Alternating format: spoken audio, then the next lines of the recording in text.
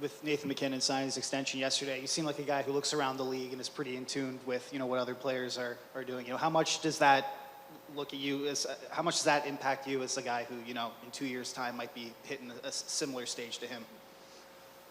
I'm not sure. I'm really happy for Nate. I've been lucky enough to play with him, get to know with him, and he's obviously a pretty incredible player. So, I think that contract's much deserved. And, as far as my situation, I'm not really too focused on that.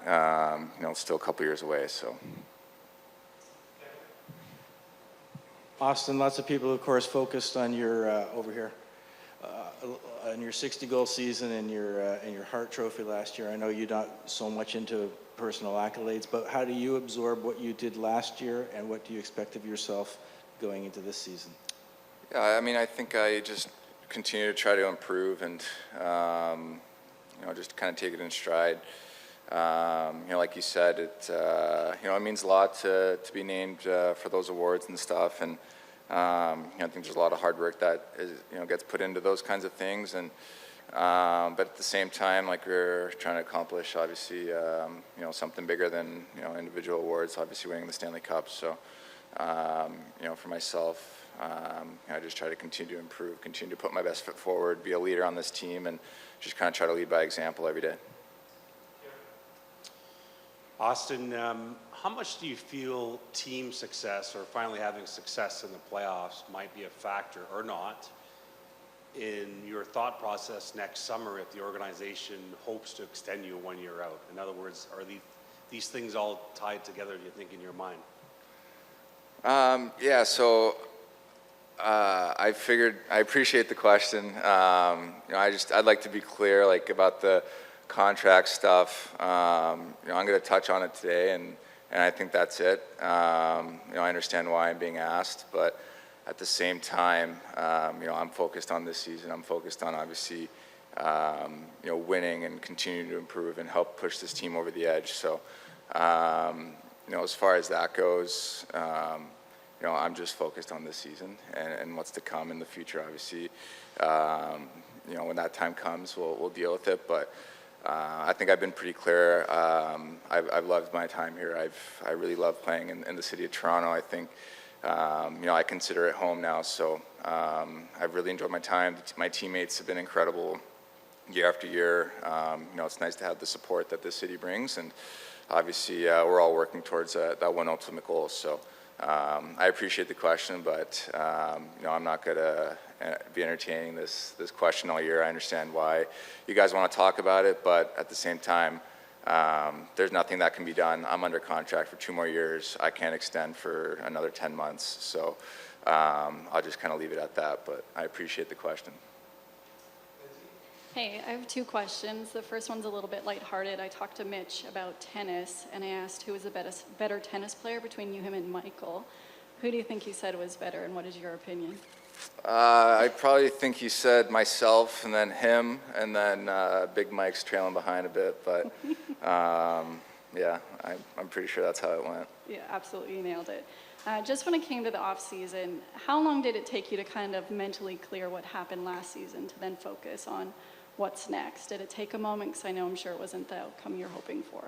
Yeah, I think it always takes a little while to kind of digest the season. It's a long season, and obviously, ending with another very frustrating loss and disappointing. So I think it takes a little bit of time, to kind of digest and kind of settle down. I think it's important for me. Like, I like to go home and spend time with family and friends and just kind of get my mind off of hockey for a little bit after that. But it's always, even speaking about it now, like, you still have a bit of a sour taste in your mouth, but at the same time, I kind of look at it, and this is a new opportunity for us, a clean slate, a new season, and that's kind of your main focus. So after a couple weeks or so, you kind of turn the page and just kind of move on, because you can't really change the past. So.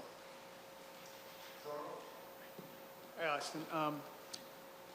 Playoff narrative with this team is obviously something that gets talked about a lot. How does the leadership group not let that be an elephant in the room, and has it met already to discuss that with the players prior to camp? Yeah, I mean, I think it's a bit of a given. It's, yeah, like you said, it's going to be a narrative. It's going to be something that's talked about. At the same time, I think, we can only control what we can control, and that's, going out there and just playing. Like, we still, I think it's still important for us to have a good regular season and make sure that we're building the right habits and playing, the right way within our structure, et cetera. So, I understand why there's, all that kind of talk and stuff, and rightfully so. But at the same time, I mean, we can't, fast forward to the future. Like, we still got to play 82 games and 7-8 preseason games, and just kind of take it from there and go, kind of take it in stride. So, I think the main focus is right now is just on training camp, and it's going to be very competitive. And I think that's the way we want it, and just continue to raise our level and that standard of play, and just continue to improve over the season. And one last thing, yourself and Mitch what's your next act, so to speak, and have you, met? And I know that you were down at your place in the summer. What do you look forward to with him and of course Michael as well, to take it forward? Yeah, I mean, I think everybody's just looking to take a step in the right direction, a step forward individually as a team. I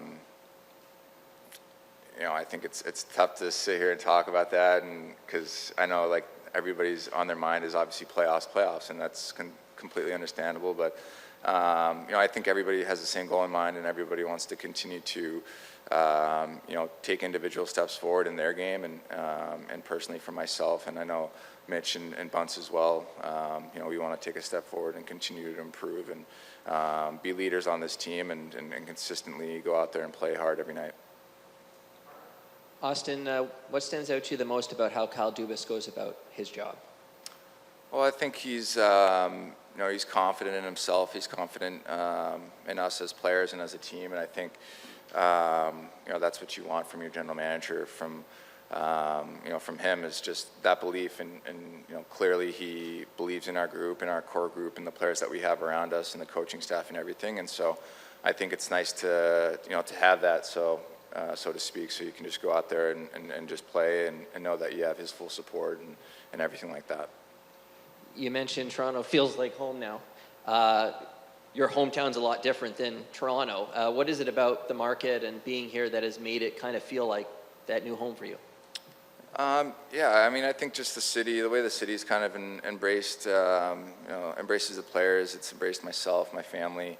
I've just kind of grown comfortable in my own skin here, and it's not easy, to do that at times. But I just think it's such a special place to play, and just the guys that I've been able to play with, that I'm still playing with, today, from my first year in the league till now. So I think you just build those relationships with people in the organization and your teammates, and like I said, it's just a really special place to play. Obviously, a lot of history here, and it's a big honor to go out every night and wear the maple leaf on my chest. So it's something I definitely don't take for granted, and I really appreciate. But like I said, it definitely it's felt like home for a while, and it's just an awesome place to play, and I've really enjoyed my time.